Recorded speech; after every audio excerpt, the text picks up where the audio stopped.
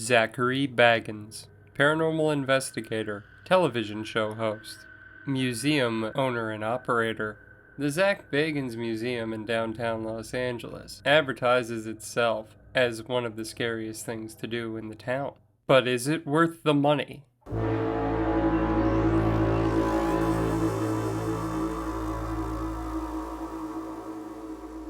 In 20 minutes or less. Hello travelers, I am the Reverend Victor S. Johnson, and I've been places you've only read about. Once again, this is my little sidekick Dudley, and we have a new segment on the channel that's more about travel and less on paranormal experiences, though we were able to marry the two things together when I went to the Zak Bagans Haunted Museum last January, and I'm going to break down everything that happened during the trip and whether or not you should experience the same thing as I did. So how about we get started? And please note before I begin that this review is my opinion and mine alone. I have never been contacted by Zak Bagans, the Haunted Museum, or anyone affiliated with either party. When I post the review, it is of my own volition, unless otherwise noted.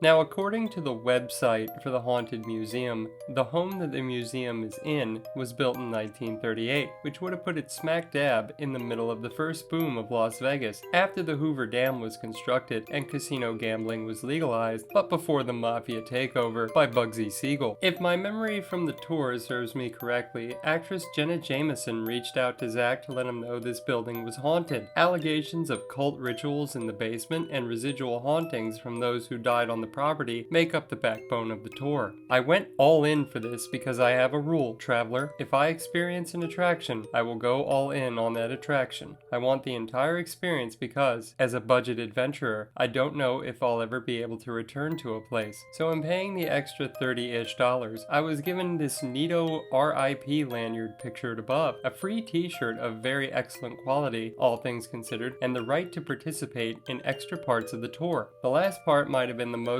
fun because I'm an attention hound. However, for those of you introverts out there, participation in the activities isn't mandatory. One more thing, traveler. There are no cameras, cell phones, or recording equipment allowed on the tour. I visited a few haunted museums in my time, and this is the standard practice. However, based on what I found on the Skeptical Inquirer website, photography used to kind of be allowed, and then the Skeptical Inquirer ruined that. So, thank you. So did I like the experience?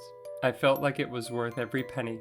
This is a 2 to 2.5 hour walk through a gigantic house. There are verified artifacts inside that you can Google and look up for yourself afterward, as I did. In addition, the museum functions similarly to Ripley's Believe It or Not.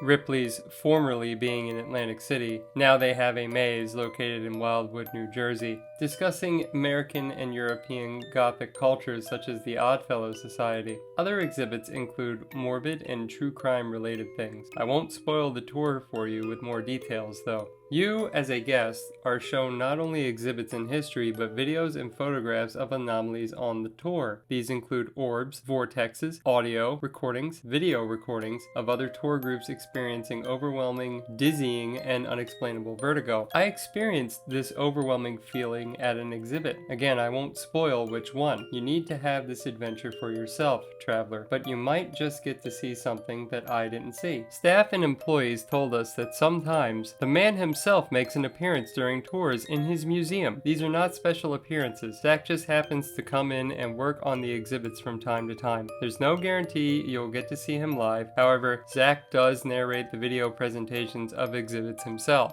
And I like that. The possibility of a random encounter makes each tour different that way. Speaking of the staff, they were incredible. I checked my backpack with them and it was returned safely. They commented on how heavy it was, but that's what happens when you fly Spirit Airlines. For my money, I'm glad I went. I would go back if I'm ever in Vegas again. And speaking of again, that's all I have. Until again, I am the Reverend Victor S. Johnson. This as always is Dudley. Safe travels, traveler.